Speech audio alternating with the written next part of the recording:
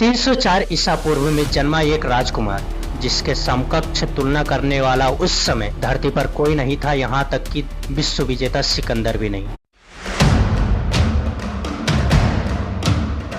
तलवार से साम्राज्य लिखने वाला यह योद्धा अशोक ने अपने भाइयों का खून बहाया, लाखों को मौत दी, लेकिन एक दिन कलिंग की धरती पर बहते खून ने उसकी आत्मा को झकझोर दिया। क्या क्रूर विजेता शांति का प्रतीक बन सकता है? 1,00,000 लोग मरे, नदियां लाल हुई और एक टूटा दिल जागा। यह कहानी है खून, पश्चाताप और परिवर्तन की। क्या अशोक सचमुच दुख से मुक्त था, या उसका नाम एक अनसुलझा रहस्य है और इतिहास में उसे छोटी जात के नाम पर दबाया गया और उसके इतिहास को खुल करके हमारे सामने नहीं रखा गया। जय हिंद फ्रेंड्स, मैं जय चौहान और आज के इस वीडियो में हम लोग बात करने वाले हैं भारत के दिग्विजयी राजा सम्राट अशोक के बारे में। इससे पहले आप वीडियो में पूरी तरह से खो जाएं, प्लीज चैनल को सब्सक्राइब करिए और चलिए वीडियो को शुरू करते हैं। 304 ईसा पूर्व की एक उमस भरी रात पाटलिपुत्र मौर्य साम्राज्य की राजधानी चंद्रमा की मध्यम रोशनी में नहाई हुई है। महल के भीतर रानी धर्मा की सांसें तेज हैं, दाइयां भाग दौड़ कर रही हैं, मंत्रों की गूंज हवा में तैर रही है। उसी बीच एक बच्चे की किलकारी गूंजती है, तीखी तेज जैसे किसी तूफान की घोषणा। यह कोई साधारण बच्चा नहीं है, यह अशोक है, जिसका नाम ही उसके दादा चंद्रगुप्त मौर्य ने रखा, अशोक यानी दुख से मुक्त। लेकिन क्या यह सचमुच यह बच्चा दुख से मुक्त रहेगा, या यह नाम एक विडंबना बन जाए? मौर्य साम्राज्य उस समय भारत का सबसे शक्तिशाली राज्य था, जिसे चंद्रगुप्त ने अपनी तलवार और चाणक्य की बुद्धि से खड़ा किया था। अशोक के पिता बिंदुसार एक कुशल शासक थे, जिन्होंने 16 पत्नियों से कई संतानें पैदा की। अशोक इनमें से एक थे, लेकिन उनकी माँ धर्मा का रुतबा महल में बहुत कम था। वह एक साधारण परिवार से आए थे और बिंदुसार की अन्य रानियों की तरह उनके पास न तो धन था, न ही राजनीतिक ताकत। फिर भी अशोक के जन्म के साथ एक भविष्यवाणी जुड़ी थी। एक ज्योतिषी ने कहा, यह बालक या तो दुनिया को जलाएगा या उसे राख से एक नया जीवन देगा। सुनकर बिंदुसार तो हंसा, लेकिन धर्मा की आंखों में एक अजीब सी चमक थी। अशोक का बचपन महल की चकाचौंध में नहीं, बल्कि उसकी छायाओं में बीता। उनके सौतेले भाई, खासकर सुसीम, बिंदुसार के प्रिय पुत्र थे। सुसीम को सही शिक्षा, घुड़सवारी और शस्त्र विद्या में प्राथमिकता मिलती थी, जबकि अशोक को अक्सर दरकिनार किया जाता था। लेकिन अशोक कोई कमजोर बच्चा नहीं था। उसकी आंख में आग थी और उसके शरीर एक योद्धा का था। इतिहासकार बताते हैं कि अशोक का रंग सांवला था, कद लंबा और नजरें इतनी तीखी कि लोग उससे नजरें नहीं मिला पाते थे। एक दिन जब अशोक 10 साल के थे, महल में एक छोटी घटना हुई जो उनकी जिंदगी का पहला रोमांचक मोड़ बनी। सुसीम और राजकुमार घोड़ों की दौड़ में व्यस्त थे। अशोक को शामिल नहीं किया गया। वह चुपचाप एक पेड़ के नीचे बैठा देख रहा था। जब वो एक जंगली घोड़ा रस्सियां तोड़कर भाग निकला, भीड़ में हड़कंप मच गया। सुसीम पीछे हट गया, लेकिन अशोक ने मौका देखा। नन्ही उम्र में ही वह घोड़े की ओर दौड़ा, उसकी पीठ पर छलांग लगाई और उसे काबू में कर लिया। यह देख बिंदुसार की भौहें तन गई। यह लड़का कुछ अलग है, उन्होंने सोचा। उसी दिन से अशोक की ओर ध्यान गया, लेकिन प्यार नहीं, सिर्फ एक शासक की नजर। अशोक को 14 साल की उम्र में पहली बार युद्ध का प्रशिक्षण मिला। मौर्य सेना के सेनापति राधागुप्त ने उन्हें चुना। राधागुप्त एक सख्त गुरु थे, जिन्होंने अशोक को तलवारबाजी, भाला फेंकना और रथ चलाना सिखाया। एक बार प्रशिक्षण के दौरान अशोक को एक जंगली सुअर से लड़ने का मौका मिला। सुअर ने उन पर हमला किया, लेकिन अशोक ने अपनी भाला से उसी एक ही वार में ढेर कर दिया। खून से सना उनका चेहरा देखकर राधागुप्त ने कहा, तुम में एक शेर बसता है, लेकिन इसे काबू करना सीखो। यह पहली बार था जब अशोक ने खून का स्वाद चखा और उन्हें यह स्वाद बेहद पसंद आया। लेकिन अशोक का मन सिर्फ युद्ध में नहीं रमा। वह अक्सर पाटलिपुत्र की गलियों में भटकता, जहाँ गरीबों और मजदूरों की जिंदगी देखता। एक बार उसने एक भूखे बच्चों को अपनी रोटी दी। यह देखकर उसकी माँ धर्मा ने कहा, तुम में करुणा है अशोक, तुम इसे खोना मत। माँ के कहे गए शब्द को उसने अपने जीवन पर्यंत याद रखा। लेकिन क्या वह इस करुणा को बचा पाएगा? यह युद्ध की आग इसे भस्म कर देगी। 18 साल की उम्र में अशोक को पहला बड़ा मौका मिला। जैन में विद्रोह भड़क उठा था। व्यापारियों और स्थानीय सरदारों ने मौर्य शासन के खिलाफ हथियार उठा लिए। बिंदुसार ने सुसीम को भेजने की बजाय अशोक को चुना, शायद उसे परखना चाहते थे। अशोक ने अपनी छोटी सेना के साथ उज्जैन की ओर कूच किया। यह उनका पहला रोमांचक अभियान था। रास्ते में उनकी सेना पर घात लगाकर हमला हुआ। जंगलों से निकले विद्रोहियों ने तीरों की बौछार की। अशोक का घोड़ा घायल हो गया, लेकिन वह कूद पड़े और तलवार हाथ में लेकर दुश्मनों पर टूट पड़े। उनकी तेज और क्रूरता देखकर विद्रोही भाग खड़े हुए। उज्जैन पहुंचते ही अशोक ने विद्रोह को कुचल दिया। उन्होंने सरदारों को फांसी पर लटकाया और शहर में मौर्य झंडा फहराया। यह खबर पाटलिपुत्र पहुंची और बिंदुसार ने पहली बार अशोक को वीर कहा। लेकिन इस जीत ने अशोक के भीतर एक भूख जगा दी, शक्ति की भूख। लेकिन अशोक की सफलता से सुसीम जलने लगा। उसने महल में अफवाहें फैलाई कि अशोक बिंदुसार की गद्दी हड़पना चाहता है। हालांकि इस बात पर बिंदुसार को भी शक हुआ और उन्होंने अशोक को तक्षशिला भेज एक और विद्रोही इलाके में। यह एक तरह का निर्वासन था। अशोक की माँ धर्मा रो पड़ी। क्यों तुम्हें चुना गया मेरे बेटे? उन्होंने पूछा। अशोक ने जवाब दिया, क्योंकि माँ मैं कमजोर नहीं, मैं दिखाऊंगी कि मैं सबसे मजबूत हूँ। तक्षशिला की यात्रा कठिन थी। रास्ते में डाकुओं ने हमला किया, लेकिन अशोक ने उन्हें मार भगाया। वहां पहुंचकर उन्होंने विद्रोह को दबाया और व्यवस्था बनाई। इस बार उनकी क्रूरता के साथ एक नई चीज थी, न्याय। उन्होंने गरीबी को राहत दी और सड़कें बनवाई। यह अशोक का पहला संकेत था कि वह सिर्फ योद्धा नहीं, शासक भी बन सकता है। 20 साल की उम्र तक अशोक एक कुशल योद्धा और प्रशासक बन चुके थे, लेकिन उनके भीतर दो आत्माएं जंग लड़ रही थी। एक जो खून बहाना चाहती थी और दूसरी जो शांति की तलाश में थी। बिंदुसार की मृत्यु नजदीक थी और गद्दी की लड़ाई शुरू होने वाली थी। क्या अशोक अपने भाइयों को हरा पाएंगे और क्या वो मौर्य साम्राज्य का अगला सम्राट बनेंगे?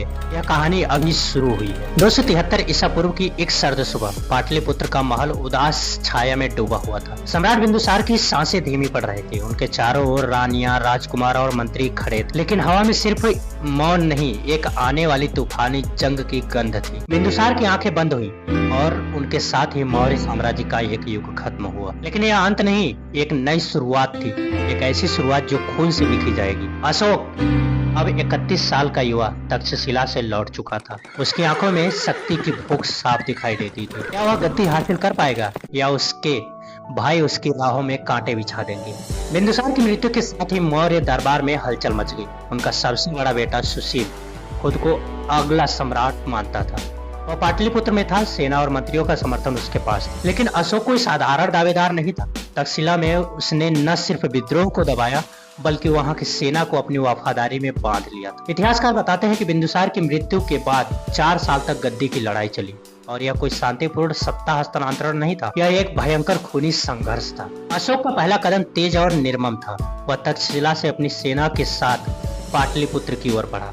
रास्ते में उसे पता चला कि सुसीम ने खुद को सम्राट घोषित कर दिया है। सुसीम के पास मौर्य सेना का बड़ा हिस्सा था, लेकिन अशोक के पास चतुराई और एक जलता हुआ जुनून। उसने अपने विश्वास पात्र सेनापति राधा गुप्त को एक गुप्त योजना सौंपी। रात के अंधेरे में अशोक की सेना ने पाटलिपुत्र के बाहरी इलाकों पर हमला किया। यह पहला रोमांचक टकराव था। तीरों की बौछार, तलवारों की चमक और घोड़ों की टापों ने रात को जगा दिया। सुसीम की सेना तैयार नहीं थी। अशोक ने शहर के दरवाजे तोड़ दिए और महल की ओर आगे बढ़ा। लेकिन असली जंग बाहर नहीं, भीतर थी। सुसीम ने अपने सौतेले भाइयों को इकट्ठा किया था, करीब 99 राजकुमार जो गद्दी के दावेदार थे। अशोक को पता था कि अगर वह सम्राट बनना चाहता है तो उसे अपने खून को भी खत्म करना होगा। एक रात जब सुसीम और उसके समर्थक महल में रणनीति बना रहे थे, अशोक ने अपने सबसे भरोसेमंद सैनिकों के साथ हमला बोला। यह एक खूनी रात थी। इतिहास के कुछ ग्रंथ जैसे अशोकावदान बताते हैं कि अशोक ने अपने भाइयों को बेरहमी से मरवा दिया। सुसीम को जिंदा जलाने की बात भी कही जाती है, हालांकि यह विवादास्पद है। उस रात महल की दीवारें खून से रंग गई। अशोक की मां धर्मा दूर एक कोने में खड़ी थी। उनके आंसू थम नहीं रहे थे। क्या इसके लिए मैंने तुझे जन्म दिया? उनकी आवाज कांप रही थी। अशोक ने जवाब नहीं दिया, लेकिन उसकी आंखों में एक ठंडक थी। 269 ईसा पूर्व में अशोक ने मौर्य सिंहासन पर कब्जा कर लिया। वह अब सम्राट था, एक ऐसा सम्राट जिसके हाथ अपने भाइयों के खून से सने थे। लेकिन क्या यह जीत थी या एक श्राप की शुरुआत? अशोक का शासन शुरू होते ही उसने अपने साम्राज्य को मजबूत करना शुरू किया। उसने अपने पिता के अधूरे सपनों को पूरा करने की ठानी। मौर्य साम्राज्य पहले ही विशाल था। उत्तर में हिंदू कुश से लेकर दक्षिण में मैसूर तक और पश्चिम में सौराष्ट्र से लेकर पूर्व में बंगाल तक। लेकिन अशोक की नजर उन इलाकों पर थी जो अभी भी आजाद थे। उसने अपनी सेना को मजबूत किया, हाथी, घुड़सवार और पैदल सैनिकों की संख्या बढ़ाई। उसकी सेना अब लाखों में थी, एक ऐसी ताकत जिसके सामने दुनिया का कोई भी योद्धा टिकने की क्षमता नहीं रखता था। उसका अगला लक्ष्य था दक्षिण के कुछ छोटे राज्य जो मौर्य शासन को मानने से इनकार करते थे। अशोक ने वहां अपनी सेना भेजी। यह अभियान रोमांचक था। जंगल में छिपे दुश्मनों ने घात लगाई, लेकिन अशोक की सेना ने उन्हें कुचल दिया। एक बार फिर खून बजा और अशोक की तलवार ने जीत का परचम लहराया। लेकिन इन जीतों के बीच उसका दिल कहीं खोया हुआ सा था। वह रातों को अकेला बैठता, अपने भाइयों की चीखें उसके कानों में गूंजती। क्या यह शक्ति इसके लायक थी? इसी दौरान अशोक की जिंदगी में एक नया रंग आया, देवी। इतिहास बताता है कि देवी विदिशा की एक व्यापारी की बेटी थी जो अशोक से मिली जब वह उज्जैन का गवर्नर था। उसकी सादगी और हिम्मत ने अशोक को प्रभावित किया। एक दिन जब अशोक जंगल में शिकार के लिए गया तो उसका घोड़ा भटक गया। देवी ने उसे रास्ता दिखाया, उनकी आंखें मिली और अशोक के कठोर दिल में एक हल्की सी हलचल हुई। यह प्रेम की शुरुआत थी। जल्द ही वह करीब आए और देवी अशोक की पत्नी बनी। देवी ने अशोक को शांति की बातें सिखाई। वह बौद्ध भिक्षुओं से प्रभावित थी और अक्सर उनके उपदेश सुनती थी। हिंसा से कुछ हासिल नहीं होता अशोक, उसने एक रात कहा। अशोक ने हंसा। साम्राज्य हिंसा से ही बनते हैं देवी। लेकिन उसके शब्द अशोक के मन में कहीं गहरे उतर गए। क्या यह प्रेम उसे बदल सकता था या यह भी युद्ध की आग में जल जाएगा? अशोक का साम्राज्य अपने चरम पर था, लेकिन एक कांटा उसकी आंखों में खटक रहा था, कलिंग।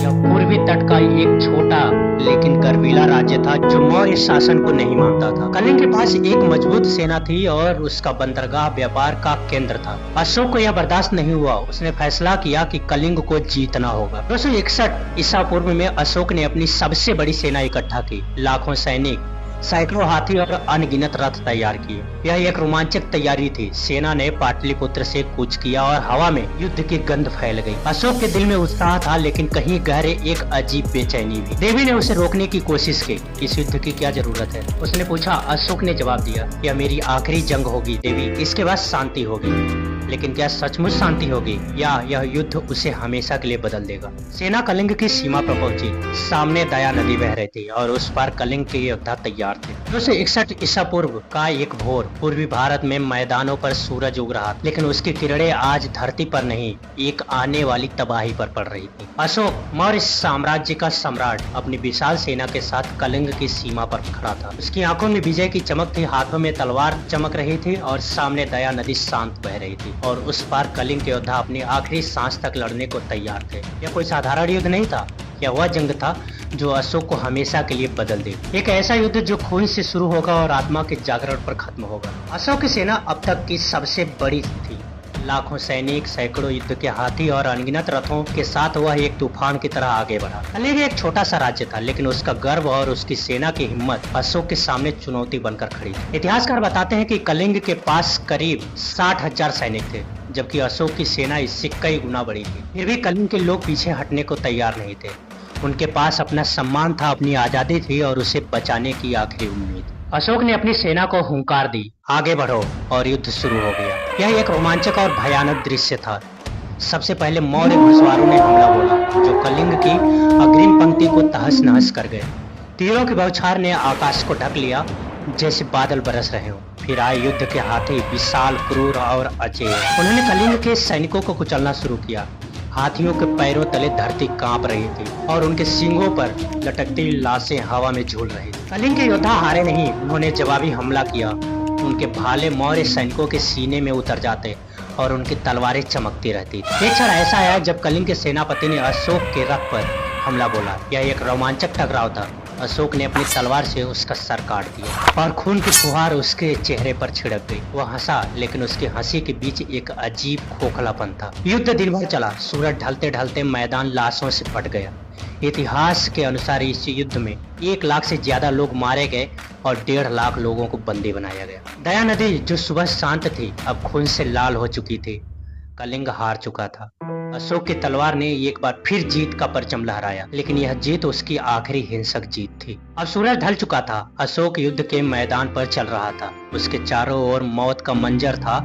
लाशों से ढेर, टूटी ढालें और बिखरे हथियार थे। हवा में सिसकियों और कराहों की आवाजें गूंज रही थी। वह दया नदी के किनारे पहुंचा। लाल पानी था और उसमें तैरती लाशें उसे घूर रही थी। तभी उसकी नजर एक छोटी बच्ची पर पड़ी। वह अपनी माँ की लाश से चिपक कर रो रही थी। उसकी छोटी मुट्ठी में एक टूटा तीर था। अशोक के कदम ठिठक गए। यह क्या कर डाला मैंने? उसकी आवाज कांप रही थी। वह घुटनों पर बैठ गया। उसने बच्चे को उठाने की कोशिश की, लेकिन वह डर से चीख पड़ी। अशोक के हाथ खून से सने थे। उसी खून से जो उसने बहाया था। उसकी आंखों से आंसू बहने लगे। यह पहली बार था जब अशोक रोया। चारों ओर मृत्यु का नृत्य था। माएं अपने बच्चों को ढूंढ रही थी। घायल सैनिक अपनी आखिरी सांस गिन रहे थे। अशोक का दिल टूट गया। वह जीत नहीं, हार थी, उसकी अंतिम हार। वह नदी की ओर मुड़ा और अपने आप से सवाल किया, क्या इसके लिए मैंने इतना खून बहाया? क्या यह शक्ति का मतलब सिर्फ मौत है? उस रात वह अकेला बैठा रहा। उसकी पत्नी देवी की बातें उसके कानों में गूंज रही थी। हिंसा से कुछ हासिल नहीं होता। उसने अपनी तलवार जमीन में गाड़ दी और कसम खाई, यह आखिरी बार है जब मेरे हाथों से खून बहेगा। कलिंग युद्ध के बाद अशोक टूट चुका था। वह पाटलिपुत्र लौटा, लेकिन उसका मन महल में नहीं लगता। वह अक्सर अकेले जंगल में भटकता, जवाब ढूंढता। तभी उसकी मुलाकात एक बौद्ध भिक्षु उपगुप्त से हुई। उपगुप्त शांत और गहरे विचारों वाले व्यक्ति थे। उन्होंने अशोक से कहा, हिंसा से दुख बढ़ता है सम्राट, शांति ही सच्ची शक्ति है। बुद्ध का मार्ग करुणा का मार्ग है। अशोक ने उनके उपदेश सुने। बुद्ध की शिक्षाएं उनके दिल में उतर गई। अहिंसा, करुणा और सभी के लिए प्रेम। अशोक ने बौद्ध धर्म अपनाने का फैसला किया। यह एक रोमांचक परिवर्तन था। कल तक जो सम्राट तलवार से साम्राज्य बनाता था, वह आज शांति का प्रचार करने लगा। उसने अपने सैनिकों को हथियार डालने को कहा और अपने मंत्रियों को बुलाया। अब से मेरा साम्राज्य हिंसा से नहीं, धर्म से चलेगा। उसने घोषणा की। यह सुनकर दरबार में सन्नाटा छा गया। कुछ ने इसे उसकी कमजोरी समझा, लेकिन अशोक का इरादा पक्का था। अशोक ने अपने साम्राज्य को बदलना शुरू किया। उसने युद्ध के लिए बनी सेना को शांति के कामों में लगाया। सड़कें बनवाई, पेड़ लगवाए और कुएं खुदवाए। उसने अपनी प्रजा की भलाई के लिए अस्पताल खोले और गरीबों को अनाज बांटा। यह एक भावनात्मक यात्रा थी। वह अक्सर अपने लोगों के बीच जाता, उनकी समस्याएं सुनता। एक बार उसने एक विधवा को अपने बच्चों के लिए रोटी मांगते देखा। अशोक ने उसे अपने महल में बुलाया और कहा, अब से कोई भूखा नहीं रहेगा। अपने साम्राज्य में बौद्ध धर्म फैलाने का फैसला किया। उसने भिक्षुओं को भेजा जो लोगों को बुद्ध की शिक्षाएं सुनाते, लेकिन उसने किसी पर धर्म थोपा नहीं। हिंदू, जैन और अन्य धर्मों को भी सम्मान दिया। यह अशोक का एक नया रूप था, एक सम्राट जो तलवार की जगह कलम से शासन करने लगा था। कलिंग युद्ध अशोक के जीवन का सबसे बड़ा मोड़ था। उसने खून बहाया, लेकिन उस खून ने उसे शांति का रास्ता दिखाया।